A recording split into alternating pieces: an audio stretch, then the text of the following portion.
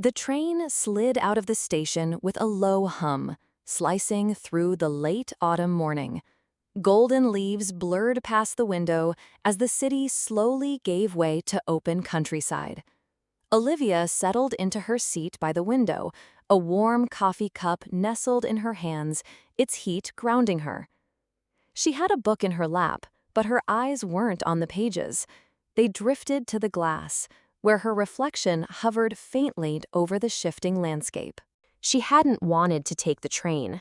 It felt like something people did in old movies, something slow and nostalgic. But flights had been full, and she had needed to get away. From work, from the chaos, from the ache of being in a city full of people who never looked up. Across the aisle, a woman with tousled curls, headphones in, and an oversized bag that was probably too heavy for her shoulder slid into her seat. She winced as she sat, then laughed at herself softly, as if sharing the moment with the universe. Olivia smiled before she could stop herself. The woman noticed. She pulled out one ear of her headphones. You ever feel like you bring everything you own when you travel, even if it's just for the weekend? Olivia chuckled. Every time. The woman grinned. For the next hour, the train moved steadily forward, and so did their conversation. It started with small things, favorite books, music, why they were traveling. Harper was going to visit her grandmother in the country. Olivia was running away from the city for a bit. She didn't say exactly why, but Harper didn't press. They talked about movies next. Olivia admitted she cried at animated films. Harper admitted she didn't cry at all, except once, during a documentary about lost dogs. Olivia teased her for that. Harper took it with a smile. I'm Olivia, by the way. Olivia, nice to meet you. I'm Harper. There was an ease to the way they spoke, as if the world outside had softened its edges and time had slowed down just for them. At some point, Harper offered Olivia one of her earbuds. They sat in companionable silence, sharing a playlist, occasionally glancing at each other during certain lyrics. Olivia's heart did a strange flutter when their eyes met during a quiet love song. Harper looked away first, her smile lingering. I don't usually talk to strangers, Harper said, as the train passed over a river lit by the amber sun.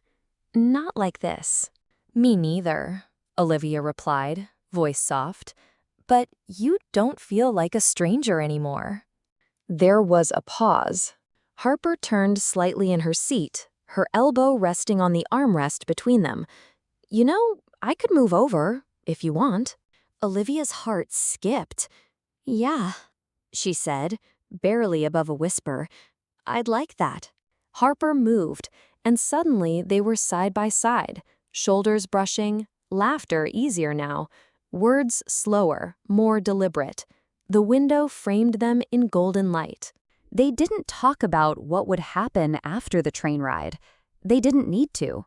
Sometimes something begins exactly when it's supposed to.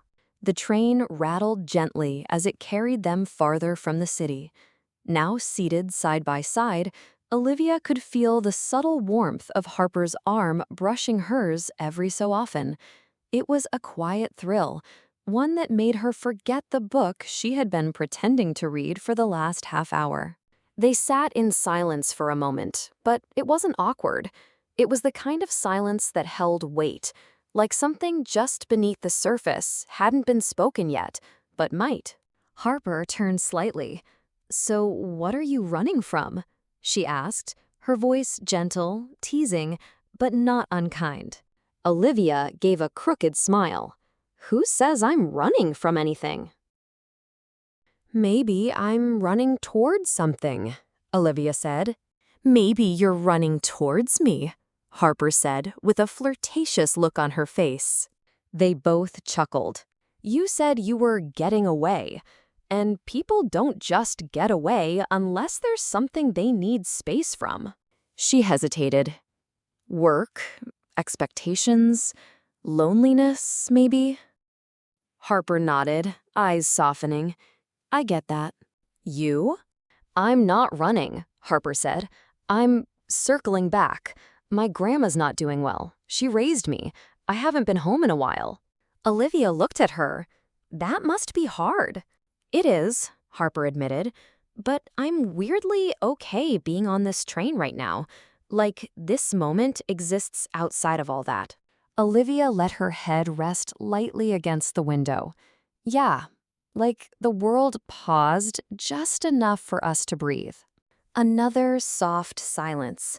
The playlist continued in their shared earbuds, the music underscoring every word and glance like a private soundtrack. Later, they wandered together to the dining car. Olivia ordered peppermint tea. Harper got a croissant she didn't really want, but claimed was a companion snack. They sat across from each other in a tiny booth with a scratched-up tabletop and a view of the endless trees flying past.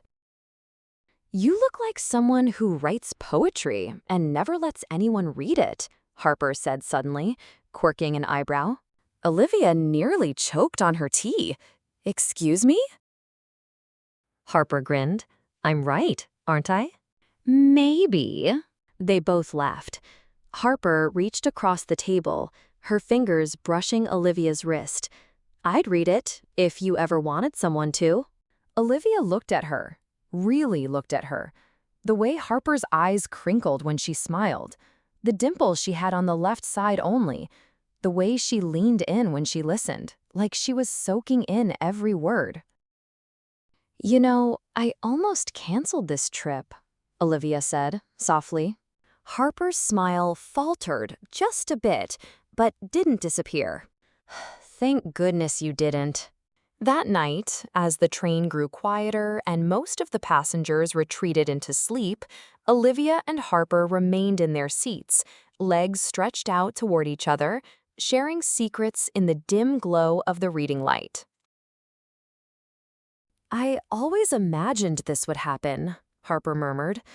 "Not the train exactly, but meeting someone like this, accidentally, and being able to connect on so many levels." "Maybe it was fate, Harper." Whatever it was, neither one of them wanted it to end. As Harper's stop approached, the weight of unspoken words settled quietly between them. Harper uttered, "Would you like to exchange numbers?" Olivia replied without hesitation, "Absolutely.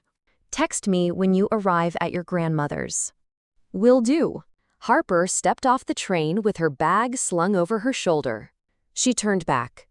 Olivia was still there, framed by the train window. She was smiling, one hand raised in a quiet wave. Something about the look on her face made Harper's chest ache in the most unexpected way. She looked like someone trying to hold on to a moment already slipping through her fingers. The taxi ride to her grandmother's house was quiet. Rows of naked trees blurred past the windows. Harper rested her head against the glass, phone still clutched in her hand. She hadn't let go of it since she got off the train, afraid she'd miss something. A text buzzed. "Olivia, you looked back. I was hoping you would." Harper smiled. "Harper, of course I did." The driver glanced at her in the rearview mirror, catching the smile tugging at the edge of her lips. Harper turned her face away, letting it linger. She didn't care if it was obvious. Back on the train, Olivia sat alone again, but the solitude felt different now. Her seat still held the warmth from where Harper had been. She pulled her coat around her and watched the countryside drift by, her phone resting in her palm. Another buzz. "Harper, my grandma cried when she saw me. I almost cried too. Almost." "Olivia? Almost? I bet you cried in the taxi when you left me." "Haha, nope, but I definitely felt sad leaving you." She stared at the screen, thumbs hesitating for a moment. "Harper, I miss you. Is that weird?" Harper replied. "Yup. Just kidding." Honestly, I miss you too. That night, Harper sat on her grandmother's porch, wrapped in a blanket, watching the stars blink into the sky. Her grandmother had gone to bed hours ago, leaving behind the scent of lavender and old books. Harper could still hear Olivia's laughter in her head, like it had etched itself into her bones. Olivia, did you make it in safely? I did, thank you. Can I call you in like 30 minutes after I get settled in? Harper immediately replied, yes. That night, Harper sat on her grandmother's porch wrapped in a blanket, watching the stars blink into the sky. Her grandmother had gone to bed hours ago, leaving behind the scent of lavender and old books. Harper could still hear Olivia's laughter in her head, like it had etched itself into her bones. Hey, Harper answered, her voice warm and slightly breathless. You made it. I did. I think I already missed the sound of the train. You mean my voice? Harper teased. There was a pause, just long enough to make it feel real. Well, Olivia said softly, that too. Harper laughed gently, like she was trying not to smile too hard. So, what's it like, where you are? It's peaceful, trees everywhere. One of those places where the silence hums, like the air is waiting for you to speak. Harper's voice dropped a little. What does it want you to say? Olivia exhaled, letting her head fall back against the couch. That I'm tired of being alone. That I didn't realize how much I needed someone until I sat next to her on a train. The line went quiet. Then, I haven't stopped thinking about you, Harper admitted. There it was, the shift. No longer small talk, no longer pretending this was casual. Same, Olivia said, her voice lower now. It's strange, right? We don't really know each other. Harper's reply was soft. That's not true. I know your laugh. I know how you bite your bottom lip when you're thinking. I know you cry at animated movies, and I know your eyes close when you're really listening. Olivia's breath caught a little. She stood, pacing to the window, staring at the moon. I want to know more, Harper said, voice quieter now. Like, if you hum when you cook, what other flavors of tea do you like? What it would be like to be near you now? Olivia's voice dropped, just above a whisper. Harper? Too much? She asked, but there was no apology in it, only hope. No, Olivia said, not too much, just honest. Another pause. Olivia pressed the phone to her cheek like she could close the distance. I want that too, all of it. I want to learn every little thing about you, what makes you laugh, what makes you blush, what you're like when you fall in love. Harper's breath hitched slightly. There was silence again, but it wasn't empty. It was full of heat, hope, possibility. I wish I could touch you right now, Harper whispered.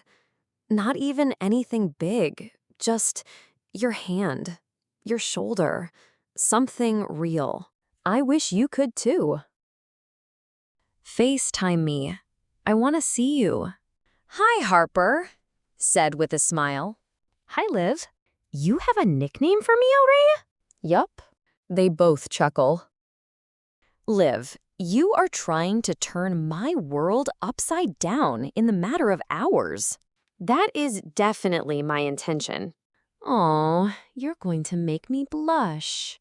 Olivia shifted a little, tucking one leg beneath her. I am. Warm, relaxed, and happy. Oh? Harper arched a brow. I am happy that you're happy. Hopefully, I can be the cause of your happiness. You actually are. Harper's smile deepened. A dimple appeared. Harper adjusted her phone, propping it up so Olivia could see more of her, the long line of her neck, the slight rise and fall of her chest beneath a loose tank top. If I were beside you, I'd want to kiss you. Olivia let out a low laugh, eyes dropping slightly. I would let you. They both chuckled. Their laughter mixed across the connection, but it didn't hide the heat building between them. I'd kiss you slow, Harper. And your mouth, Harper continued, voice lower. I'd start there. Get lost in it. You'd taste like peppermint tea and maybe that cherry lip balm you had on the train. Olivia's breath hitched. You noticed that? Just everything, Harper whispered. There was a pause, not from hesitation, but from want. What would you do if I was there? Olivia asked, her voice quieter now, laced with invitation. Harper's reply came just above a breath. I'd pull that blanket off you, crawl right into that space next to you, let my hand rest on your hip while you talked, just to feel how your voice vibrates through you. Liv, you're trouble, aren't you? What makes you say that? The way you look at me through the screen.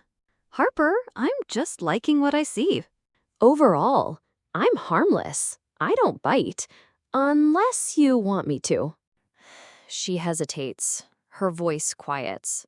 I love to be bitten. I would want you to bite me all over. A blush, a smile tugging at the corner of her mouth. Hours ago, I was taking a train ride to see my grandmother, and you were on your way looking for an escape. Liv, now I want to know what your favorite book is, what you do for fun, and what you like to eat. They both bust out into laughter. Harper, the thoughts I keep having about you. I can't stop staring at your mouth. I want to kiss you. Harper laughs. Yeah. Harper, I'd ask first. I'd look at you just like this and say, can I? And I'd say yes. A soft laugh escapes. The mood shifts. Slower now, warmer. Then I'd come closer, really close, and I'd wait, just long enough to see if you'd meet me halfway. I think I would. Then I'd kiss you. Once. Slow, just enough to feel you smile against my lips. A breath, barely above a whisper. You're kinda killing me right now. You started it. Olivia shifted on the couch, heat pooling in her stomach, fingers gripping the edge of the blanket she suddenly didn't want anymore. And then? Harper's eyes softened, but didn't look away. Then I'd kiss you, long enough to forget how many miles are between us. What else would you do? You have such a beautiful neck, so I'd move my lips to your neck, kissing you ever so gently. Then I'd open my mouth wide and bite you, taking my time, of course. I bite your neck all over, then start to make my way down to your breasts. Harper lifts up her shirt. I figured you needed some inspiration. Damn, girl, they're beautiful. I'd take my tongue and drag it around your nipples, drawing them deeper into my mouth. With your permission, I'd want to reach down between your legs to see if you were getting wet. I'm getting there now, Harper chuckles. Liv smiles. I'd continue to kiss and suck your breast and maybe nibble on them a little bit, depending on what you like. Liv, I want them bitten hard.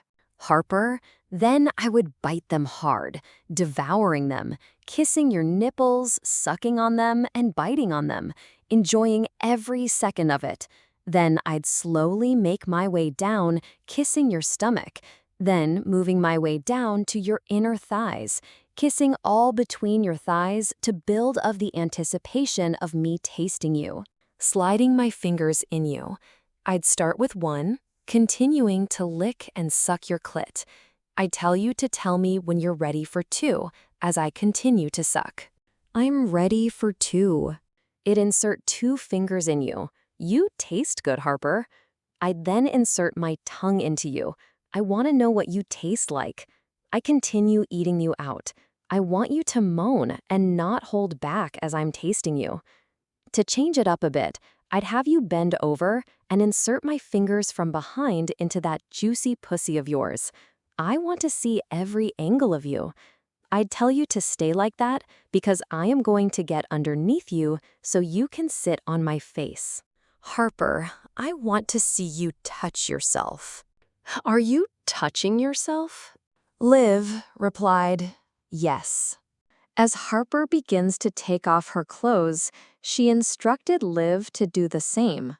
They both begin to take off their clothes. Harper, I want you to fuck my face. I want you to fuck it hard.